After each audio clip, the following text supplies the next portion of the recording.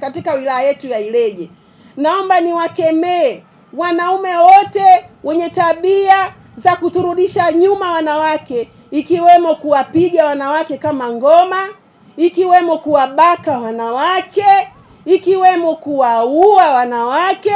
Lakini haitoshi, wanaume pia huwa wanawabaka watoto, wanawalawiti watoto. Hizo kesi bado tunazipokea. Mimi niwaombe sana baba zangu, huwa kila siku ninasema, baba una miaka 40, una miaka 50, unakwenda kumvulia nguo mtoto ana miaka 11, 13, unatafuta nini kama sio laana?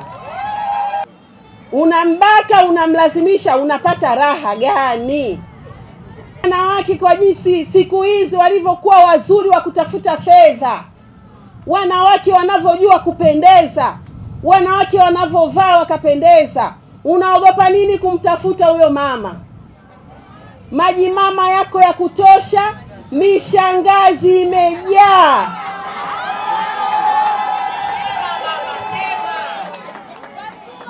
Kuna mishangazi mingine ipo inakusubiri wewe ikuhudumie.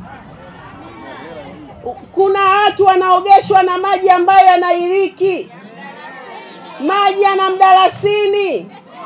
Unapelekwa chooni ukibebwa mgongoni, unalishwa chakula, unapewa mitindo yote.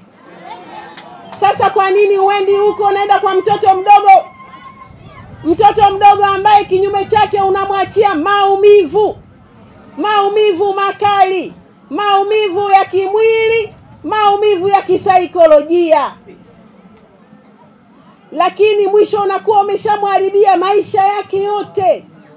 Hatokaa akasahau hicho kitendo utakachomfanyia, hatokaa akasahau. Niwaombe sana, mtoto wa mwenzako ni mwanao, mlinde. Mtoto wa mwenzako sio mkubwa mwenzako. Tuseme na tamaa zetu, hizo ni tamaa tu, tuseme na tamaa zetu, lakini tumuogope Mwenyezi Mungu.